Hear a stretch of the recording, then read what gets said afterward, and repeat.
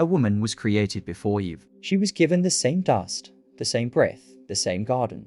And then she vanished from the story almost entirely, except for one line, buried in a book most people have never heard of, describing what happened when she refused to lie beneath her husband for over 1,000 years.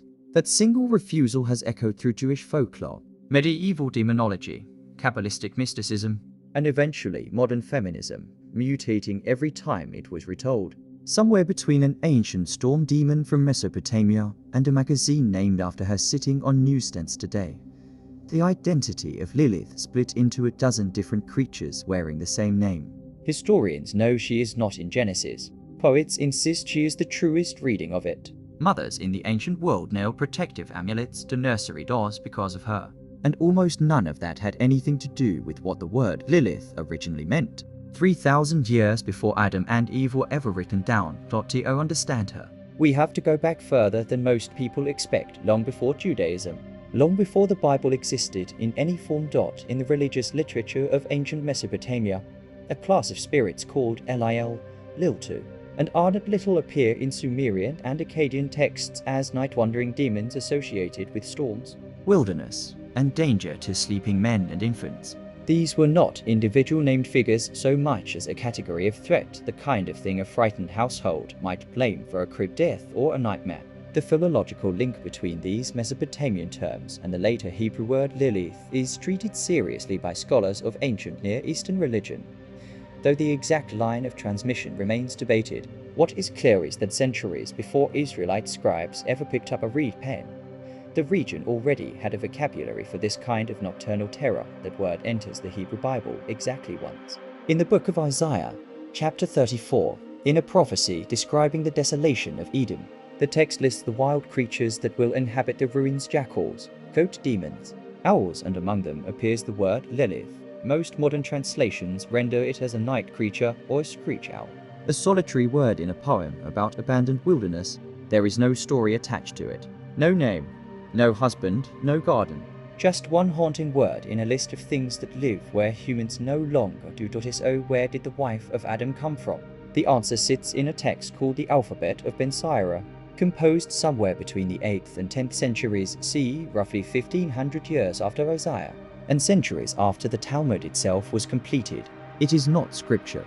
It was never accepted into any canon, Jewish or otherwise. Scholars generally describe it as a satirical folkwork, filled with irreverent humor and parody, and its account of Lilith reads less like theology and more like a bawdy, subversive fable circulating among medieval Jewish communities. According to that story, God created Lilith from the same earth as Adam as his equal, to be his first wife. Almost immediately, the two argued the text says the conflict began over intercourse, with Lilith refusing to take a subordinate physical position. She declared herself Adam's equal, since they were created from identical material. When Adam refused to yield, Lilith spoke the ineffable name of God, and by pronouncing it, she gained the power to fly. She left the garden entirely, disappearing toward the Red Sea, and refused every attempt to bring her back. This is the moment the entire Lilith mythology pivots on. Not a fall from grace, but a walkout. She was not banished. She left. God sent 3 angels in the text named Sinoi, Sansonoi, and Seminjlov to retrieve her. They found her by the sea, already consorting with demons and, according to the story, giving birth to 100 demonic offspring each day. She refused to return. As punishment, or as a bargain depending on the version, 100 of her children were said to die every day. And in exchange, she was granted power over human infants, specifically newborns, whom folklore held she could harm during the vulnerable first days after birth, particularly if left unprotected at night. This single, satirical medieval story is the direct ancestor of nearly every Lilith was Adam's first wife claim in circulation today. It is folklore layered on top of a parody, not an ancient scriptural account, and distinguishing that fact from the myth is essential to understanding her. But Lilith did not stay contained to one obscure text. Long before the alphabet of Ben Sira gave her a name and a backstory, she had already appeared, unnamed by that story, but present in spirit, throughout Talmudic literature. In tractates such as Eruvin, Shabbat, and Niddah, rabbinic sages discuss a demon called Lilith in passing, a being with wings, long hair, and the capacity to seduce men in their sleep or endanger women during childbirth. These references are scattered and inconsistent, treating her as one demon among many rather than a singular mythic figure. But they show that by the time the Talmud was compiled, in the first several centuries of the Common Era, the name Lilith already carried a reputation independent of any Adam narrative. It was medieval Kabbalah, particularly the mystical tradition surrounding the Zohar in 13th century Spain, that elevated her from folk demon to cosmic figure. In this literature, Lilith becomes something far grander and darker, the consort of Samael, a chief demonic or accusing angel, and in some formulations, the queen of a demonic realm that mirrors and opposes the divine order. Kabbalistic writers described a kind of shadow universe, the satirical, populated by beings who parody the roles of the sacred world, and Lilith was placed at the top of that hierarchy. This is a significant transformation from an ancient category of storm demon to a single-name night creature in Talmudic asides, to a satirical ex-wife in a medieval parody text, to a cosmic queen of darkness in high mysticism. Each layer borrowed the name but reshaped the meaning, because so much of this is folklore rather than doctrine. Ordinary Jewish communities across the medieval and early modern periods took the threat seriously in a very practical way. Amulets inscribed with the names of the three angels Sinoi, Sansanoi, and Zemindlaf were hung in birthing rooms and children's bedchambers across parts of Europe and the Middle East for centuries, intended to protect newborns and mothers from Lilith, specifically during the first days after birth, a period regarded as especially dangerous. Some of these amulets survive today in museum collections, small physical evidence of how a satirical medieval story became a genuine, widespread folk practice of protection. It is worth pausing here to be precise about categories, because this is exactly where popular retellings tend to blur fact and legend. The Hebrew Bible contains one word, Lilith, used once in a poetic list of wilderness creatures, with no narrative attached. The Talmud contains scattered references to a demon named Lilith, treated as one of several dangerous night spirits, again without a coherent single story.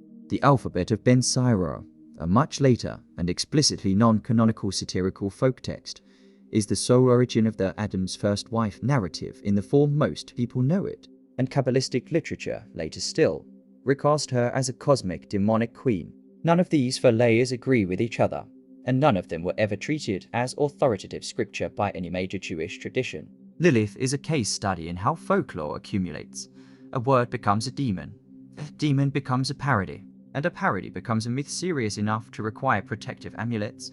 The story took an entirely new turn in the 20th century, when Lilith was reclaimed rather than feared. In 1972, the Jewish feminist theologian Judith Plasko published an influential essay titled The Coming of Lilith, reimagining the Ben Sira narrative from a completely different angle, not as a cautionary tale about a demonic seductress, but as the story of a woman who refused subjugation and was punished by history's storytellers for it.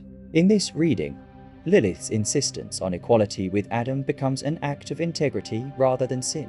That reinterpretation resonated widely.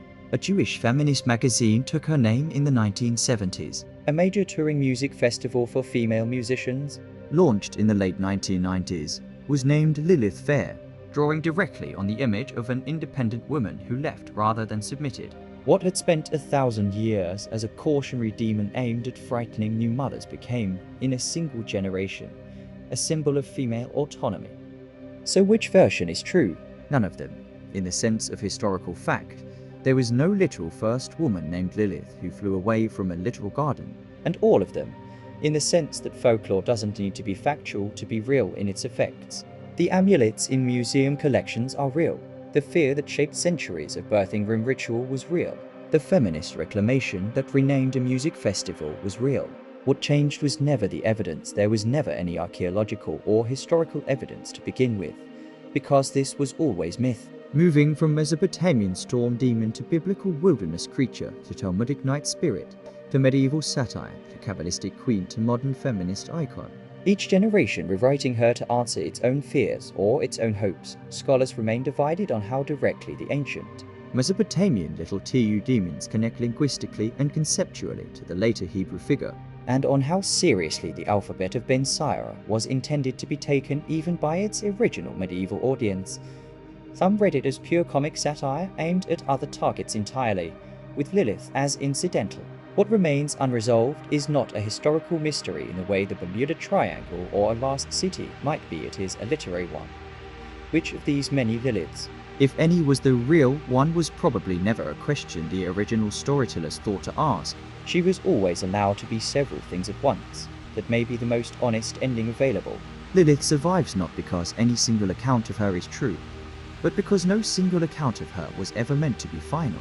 She left the garden in one telling and never had a garden in another. She was a screech owl in a ruined wilderness, a demon in a rabbi's aside, a wife who refused to lie down, a queen beside a fallen angel, and finally, a name reclaimed by women who saw something worth keeping in a figure who was supposed to be a warning. If there is a single thread connecting 3,000 years of her story, it might be this. Every culture that told her tale used her to say something about power, refusal, and who gets to write the ending. The next time someone tells you Lilith was Adam's first wife, you'll know that sentence is true only inside one particular medieval joke, and that the joke outlived everything else written about her. What other biblical figures have entire hidden histories buried outside the pages of scripture itself? That question alone could fill another documentary.